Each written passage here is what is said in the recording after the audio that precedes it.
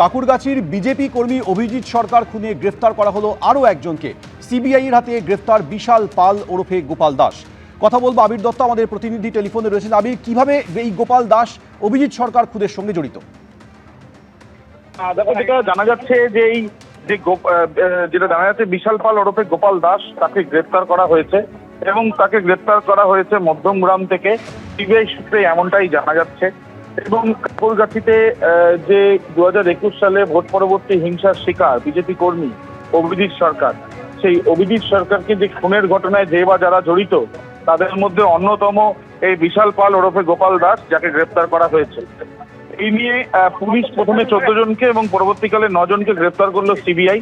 এবং তাদের মধ্যে কয়েকদিন আগেই আমরা জানি যে আসাম থেকে এক ব্যক্তিকে গ্রেফতার করে নিয়ে আসা হয়েছিল। এবং এই যে বিশাল পাল, সে ওই এলাকারই বাসিন্দা এবং পরিবারের অভিযোগ যে হচ্ছে তৃণমূল কর্মী পরেশ পাল ঘনিষ্ঠ। এবং এই বিশাল পাল তাকে ঘটনার দিন সেখানে দেখা গিয়েছিল এবং সেই হামলার সঙ্গে ওতপ্রোতভাবে তার যোগ রয়েছে।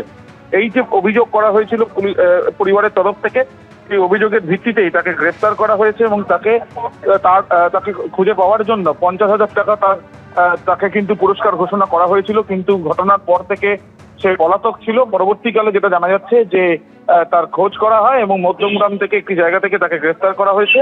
আজকে তার বিরুদ্ধে নন বেলেবল সেকশনে যে মামলা হয়েছে তার বিরুদ্ধে কিন্তু হুলিয়া জারিও ছিল।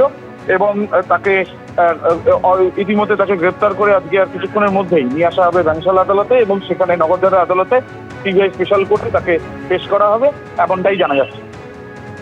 ধন্যবাদ।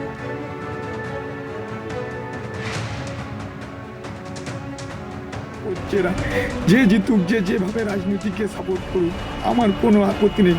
মুড়ি মুড়কির মতন বোম ফেলছে, গাড়ি ঘর সব ভাঙচুর করে দিল। এরকম অত্যাচার কেন করছে এরা? যে জিতুক, যে যেভাবে রাজনীতিকে সাপোর্ট করুক, আমার কোনো আপত্তি নেই। মুড়ি মুড়কির মতন বোম ফেলছে, গাড়ি ঘর সব ভাঙচুর করে দিল। এরকম অত্যাচার কেন করছে এরা? যে জিতুক, যে যেভাবে রাজনীতিকে সাপোর্ট করুক, আমার কোনো আপত্তি নেই। মুড়ি মুড়কি। অভিজিৎ সরকার খুনে গ্রেফতার করা হয়েছে আরও একজনকে। সিবিআই এর হাতে গ্রেফতার বিশাল পাল ওরফে গোপাল দাস।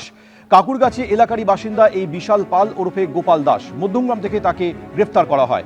তাকে গ্রেফতারের জন্য তার খোঁজ দিতে পারলে 50,000 টাকা পুরস্কারের কথা আগেই ঘোষণা করেছিল সিবিআই। আজকে আরেকজনকে ধরেছে। দেখুন, মধ্যমগ্রাম দীর্ঘ 6 বছর পর এর নামে 50,000 টাকা ঘোষণাও ছিল, হুলিয়াও জারি হয়েছিল। আর এ পরেশ পাল ঘনিষ্ঠ তৃণমূল কর্মী এলাকার।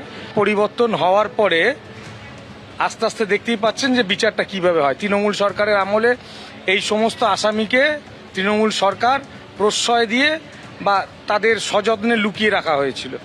এখন তো আর তৃণমূল সরকার নেই, আর সেই লুকানোর জায়গাটাও নেই। আজ মেদিনীপুর এবং বাঁকুড়ায় একাধিক কর্মসূচি রয়েছে মুখ্যমন্ত্রী শুভেন্দু অধিকারীর।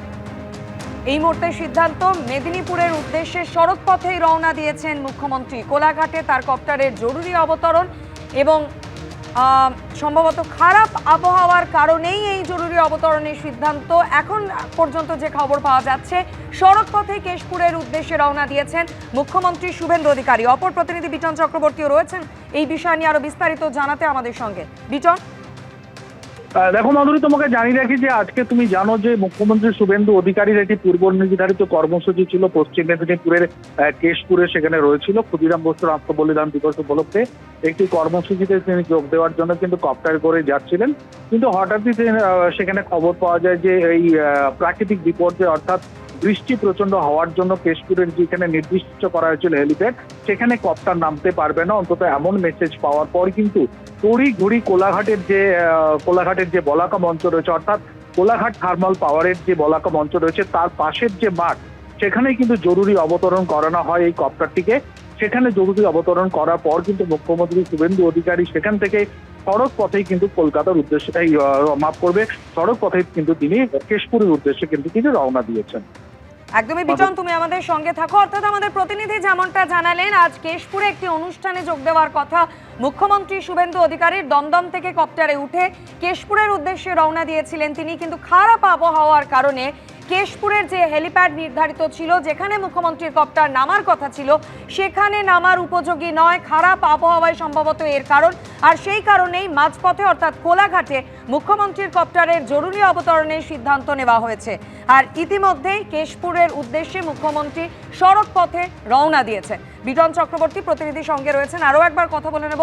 বিটন, আজ কেশপুর ছাড়াও বাঁকুড়াতেও মুখ্যমন্ত্রীর একাধিক কর্মসূচি রয়েছে, সেই সম্পর্কেও জানতে চাইবো। এবং ইতিমধ্যেই সড়ক পথের কেশপুরের উদ্দেশ্যে রওনা দিয়েছেন তিনি।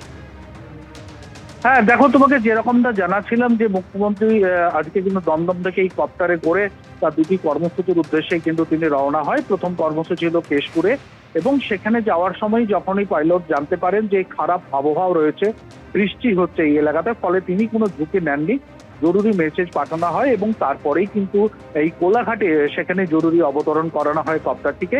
এবং তারপরেই কিন্তু যে পুলিশের তরফ থেকে তড়িঘড়ি করে মুখ্যমন্ত্রী কনভয় সেখানে রেডি করা হয়, এবং তারপরে কিন্তু মুখ্যমন্ত্রী সেই গাড়িতে করেই সড়ক পথে কিন্তু তিনি রওনা দিয়েছেন কেশপুরের উদ্দেশ্যে। তার পরবর্তীকালে যেটা জেলা পুলিশ সূত্রে জানতে পারছি যে আবহাওয়া যদি উন্নীত যদি হয়, সেক্ষেত্রে কপ্টারটি নির্ধারিত তার যে গন্তব্য রয়েছে সেখানে চলে যাবে। হয়তো তিনি কপ্টার করে ফিরতে পারেন, কিন্তু পুরোটাই নির্ভর করছে কিন্তু আবহাওয়ার উপরে, এই অন্তত এমনটাই আমরা জানতে পারছি জেলা পুলিশ সূত্রে। একদমই বিটন, তুমি আমাদের সঙ্গে থাকো। অর্থাৎ আমাদের প্রতিনিধি যেমনটা জানালেন, কেশপুরে যাওয়ার পথে মুখ্যমন্ত্রীর কপ্টারের জরুরি অবতরণ কোলাঘাটে। কেশপুরের অনুষ্ঠান স্থল থেকে কিছুটা দূরেই যে হেলিপ্যাড নির্ধারিত ছিল মুখ্যমন্ত্রীর কপ্টারের জন্য, সেখানটা এই মুহূর্তে খারাপ আবহাওয়ার জন্য সেখানে হেলিপ্যাড নামানো যাবে না, সেই হেলিপ্যাডে হেলিকপ্টার নামানো যাবে না, এবং সেই কারণেই জরুরি অবতরণের এই সিদ্ধান্ত। এখনো পর্যন্ত যে খবর পাওয়া যাচ্ছে, কোলাঘাট থেকে কেশপুরের উদ্দেশ্যে সড়ক পথে রওনা দিয়েছেন মুখ্যমন্ত্রী শুভেন্দু অধিকারী। কোলাঘাটে মুখ্যমন্ত্রী শুভেন্দু অধিকারীর কপ্টারের জরুরি অবতরণ। সড়ক পথেই কেশপুরের অনুষ্ঠানে যাচ্ছেন মুখ্যমন্ত্রী। কেশপুর যাওয়ার জন্য কিছুক্ষণ আগেই দমদম থেকে কপ্টারে ওঠেন মুখ্যমন্ত্রী শুভেন্দু অধিকারী, কিন্তু কোলাঘাটে মুখ্যমন্ত্রীর কপ্টারের জরুরি অবতরণ হলো। সম্ভবত খারাপ আবহাওয়ার কারণেই এই জরুরি অবতরণের সিদ্ধান্ত।